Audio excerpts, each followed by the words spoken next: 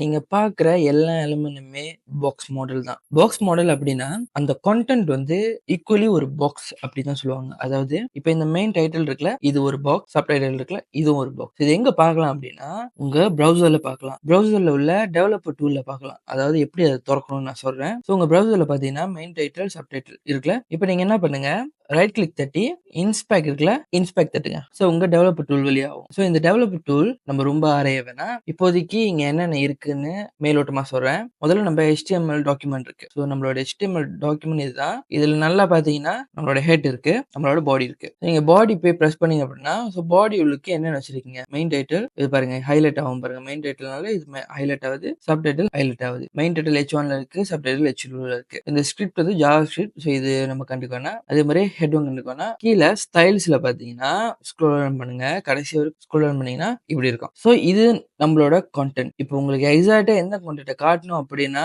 நீங்க இது போய் மெயின் டைட்டில் இருக்குல்ல, இது பிரஸ் பண்ணீங்கன்னா, ஸோ உங்களுக்கு எக்ஸாக்ட்டா அந்த கன்டென்ட் வந்து ஹைலைட் பண்ணும் மெயின் டைட்டில். ஸோ இப்படி தான் இது பாக்ஸ் மாடல்னு நம்ம சொல்றோம். பாக்ஸ் மாடல்ல இம்பார்ட்டன்டான ப்ராப்பர்ட்டீஸ் இருக்கு. Like padding, border, margin. So இப்ப நான் சொன்ன பேடிங், பார்டர், மார்ஜின் CSSல இருக்கிற ப்ராப்பர்ட்டீஸ். இந்த ப்ராப்பர்ட்டீஸ்லாம் எப்படி வேலை செய்யுதுன்னு நம்ம பார்க்கலாம். முதல்ல நம்மளோட பாக்ஸ் மாடியூலுக்கு ஒரு பேக்கிரவுண்ட் கலர் குடுத்துப்போம். அப்பதான் வந்து கிளீனா பார்க்க முடியும். இப்ப எம்ப்டியா இருக்கு. நம்மட்ட என்னென்ன இருக்கு? H1 இருக்கு, H2 இருக்கு. ஸோ 2த்துக்கும் நம்ம ஸ்டைல் பண்ணிப்போம். ஸோ எப்படி பேக்கிரவுண்ட் கலர் குடுக்குறான்னா, நம்மளோட H1க்கு ஒரு எல்லோ கலர் குடுப்போம். அதாவது இந்த கலர் காப்பி பண்ணி இங்க பேக்கிரவுண்ட் கலர் போட்டு பேஸ்ட் பண்ண வேண்டியதுதான். இப்ப சேவ் பண்ணோம்னா நம்மளோட H1 பேக்கிரவுண்ட் கலர் வந்துருச்சு. இப்ப அதே மாதிரி H2ல பேக்கிரவுண்ட் கலர் குடுப்போம். இந்த ஆரஞ்சு கலர் நம்ம குடுக்கலாம். காப்பி பேக்கிரவுண்ட் கலர் பேஸ்ட் பாத்தீங்கன்னா ஓகே. இப்ப நம்ம main title, sub title H1 and H2 2த்துக்கும் பேக்கிரவுண்ட் கலர் வந்துருச்சு. ஸோ மேல இருக்கிற இந்த கோட்ஸ வந்து கண்டுக்காதீங்க. இத பத்தி நான் ஃபியூச்சர்ல சொல்லிக் குடுக்குறேன். இப்போதைக்கு இத கேர் பண்ணிக்க வேணாம். நம்ம கீழ மட்டும் பார்க்கலாம் ஃபர்ஸ்ட். இப்ப நம்மளுக்கு H2க்கும்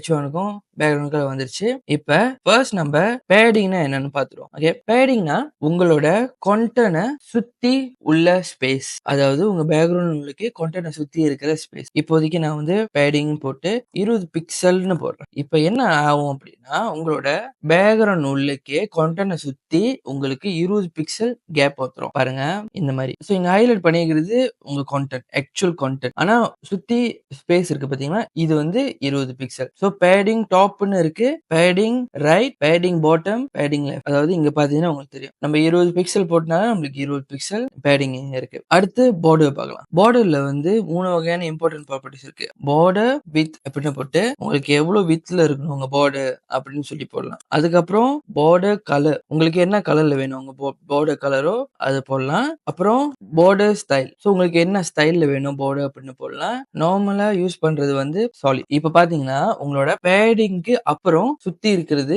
முழுசாவே பார்டர்ஸ் தான். ஸோ அந்த பார்டர்ஸ்ல வந்து 5 பிக்சல் வித்துக்கு வந்து பிளாக் கலர்ல சாலிட்டா உங்களுக்கு ஒரு பார்டர் இருக்கும். இந்த மாதிரி இங்க மெயின் டைட்டில்ன்ற கண்டென்ட்க்கு சுத்தி இருக்கிறது பேடிங், பேடிங் அப்புறம் வர்றது பார்டர். இப்போ உங்க பார்டர் வந்து 5 பிக்சல் பிளாக் கலர் சாலிட். இந்த border with and border colour, border style இது மூணுத்தையும் நான் வந்து ஒரே ஸ்டைல்ல போடலாம். அதாவது எப்படி அப்படின்னா, ஜஸ்ட் பார்டர் அப்படின்னு போட்டு 5 பிக்சல் ஸ்பேஸ் என்ன கலர் வேணும், பிளாக் ஸ்பேஸ் என்ன ஸ்டைல் வேணும், சாலிட். இப்படி போட்டாலே போதும், உங்களுக்கு அதே ஸ்டைல் வந்துடும். ஸோ தனித்தனியா நீங்க border width, border colour, border ஸ்டைல்னு மாத்த தேவையில்ல. ஸோ கடைசியா வர்றது மார்ஜின். மார்ஜின் அப்படின்றது வந்து பேடிங் மாதிரி தான். ஆனா பேடிங் வந்து உங்க பார்டருக்கு உள்ளுக்கு இருக்குது. மார்ஜின் வந்து உங்க பார்டருக்கு வெளியே இருக்கும். Empty space. உங்களோட கண்டென்ட் பக்கத்துல எதுவுமே நெருங்க விடாம பாத்துக்கும். அதாவது இந்த சப்டைட்டில் பக்கத்துலயே இருக்குல்ல, இந்த சப்டைட்டிலுக்குள்ள நெருங்காது, எதுவுமே நெருங்க விடாம பாத்துக்கும். இப்போதைக்கு மார்ஜின் எம்டியா இருக்கு. நம்ம ஒண்ணுமே போடல.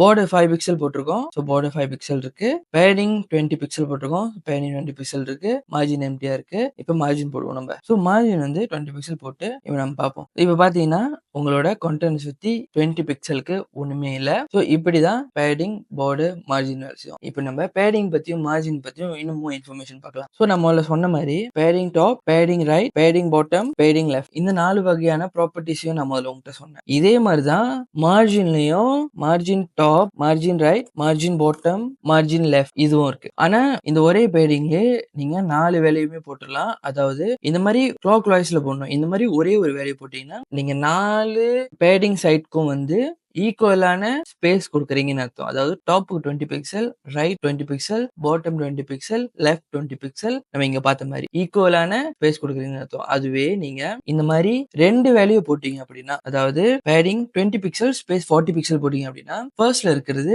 டாப் அண்ட் பாட்டம் வரும். செகண்ட்ல வர்றது வந்து ரைட் அண்ட் லெஃப்ட் வரும். அதாவது இப்ப நான் சேவ் பண்றேன். இங்க பார்த்தீங்கன்னா, உங்க பேடிங்கோட ஸ்பேஸ் மாறிடுச்சு. Top and bottom 20 pixel, right and left வந்து 40 பிக்சல்னு. இந்த மாரி 2 வேல்யூ போட்டா அந்த மாரி நடக்கும். அதுவே நீங்க 50 பிக்சல், 60 பிக்சல் இந்த மாரி 4 வேல்யூ போட்டீங்கன்னா, இதுதான் வந்து ஃபர்ஸ்ட்ல இருக்கிறது பேடிங் டாப்பா மாறும். செகண்ட்ல இருக்கிறது பேடிங் ரைட், தேர்ட்ல இருக்கிறது பேடிங் பாட்டம், ஃபோர்த்தா வர்றது தான் வந்து பேடிங் லெஃப்ட். இப்ப நான் சேவ் பண்ணிட்டு அப்படியே பார்த்தோம்னா, இங்க பாருங்க ஃபர்ஸ்ட்ல இருக்கிறது 20, 40, 50, 60. 20, 40, 50, 60 கிளாக் வைஸ். இப்படிதான் வந்து நம்ம வேல்யூ வந்து அரேஞ்ச் பண்ணுவோம். எப்படி இப்ப நான் சொன்ன பேடிங்கோட எல்லா ரூல்ஸுமே அப்படியே மார்ஜினுக்கும் வேலை செய்யும். ஒரே ஒரு வேல்யூ போட்டீங்க அப்படின்னா 4 பக்கெட்டுமே வந்து ஈக்குவலான ஸ்பேஸ் குடுக்கும். 2 வேல்யூ போட்டீங்க அப்படின்னா top and bottom, right and left இப்படி கணக்கு பண்ணும். 50 பிக்சல், 60 பிக்சல் இந்த மாதிரி 4 வேல்யூ போட்டீங்க அப்படின்னா top, right, bottom, left clock வைஸ்ல வேலை செய்யும். ஸோ பாருங்க. ஸோ டாப்ல வந்து உங்களுக்கு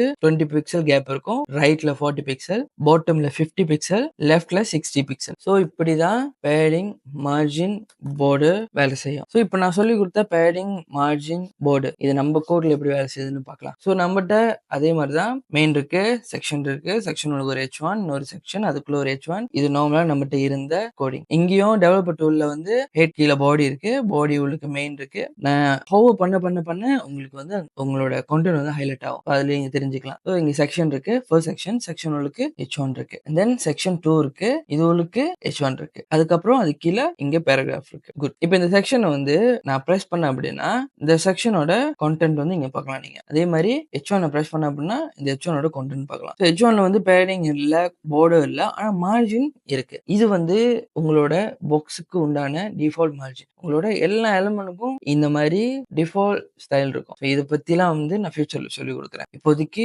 நம்மளோட ப்ராஜெக்ட்ல போர்டு, மார்ஜின், பேடிங் போட்டுவோம். நம்ம இந்த ப்ராடக்ட் ஓவர்வியூ செக்ஷன் வந்து வருவோம். இந்த செக்ஷனுக்கு பேக்ரவுண்ட் கலர் இருக்கு. இப்ப இந்த செக்ஷன் உள்ளுக்கே பேடிங் போட்டுக்குவோம். பேடிங் எப்படி வேலை செய்யணும் உங்களுக்கு தெரியும். கண்டென்ட் சுத்தி பேக்ரவுண்ட் உள்ளுக்கே ஸ்பேஸ் கொடுக்கும். உங்களுக்கு 20 பிக்சல் இப்படி போட்டோம்னா ஈக்குவலான ஸ்பேஸ் கொடுக்கும். 20 பிக்சல் இது பாத்தீங்கன்னா இப்படி இருக்கு பாருங்க. ஸோ இந்த ப்ராடக்ட் ஓவர்வியூ வந்து பிரஸ் பண்ணி பாத்தீங்கன்னா இதுல இருக்கும் 20 பிக்சல், 4 பக்கெட்டும் கேப். ஏன் இந்த கேப் ஃப்ரீடம் யூ டிசர்வ்ன்ற மேலேயும் கீழேயும் கொஞ்சம் கேப் இருக்கு அப்படின்னா அது H1ஓட டிஃபால்ட் மார்ஜின். ஓகே. இப்போ அடுத்தது பார்டர் கொடுப்போம். பார்டர் வந்து 5 pixel block solid. 5 pixel border வந்து 5 பிக்சல் பிளாக் சாலிட். சேவ் பண்ணி பார்த்தோம்னா நம்மளுக்கு இப்ப பார்டர் வந்துருச்சு. கடைசியா மார்ஜின் 20 பிக்சல் கொடுத்துக்கலாம். ஸோ மார்ஜினும் எப்படி வேலை செய்யணும் உங்களுக்கு தெரியும். உங்களோட கண்டென்ட் சுத்தி கொடுக்குற கேப் 20 பிக்சல்னு போட்டு ஈக்குவல் ஸ்பேஸ் 4 பக்கெட்டுமே போட்டோம்னா 20 பிக்சல் 4 பக்கெட்டும். இங்க பாத்தீங்கன்னா இங்க இருக்கு பாருங்க. ஆனா ரைட்டும் லெஃப்டும் வந்து எம்டி ஸ்பேஸ் இருக்கு பாருங்க. ஸோ அது வந்து மெயினோட டிஃபால்ட் மார்ஜின். ஓகே. ஸோ உங்களுக்கு பாக்ஸ் மாடல்னா என்ன, அதுல இருக்கிற ப்ராப்பர்ட்டி எப்படி வேலை செய்யணும் உங்களுக்கு தெரியும். உங்களை நான் அடுத்த வீடியோல பார்க்குறேன்.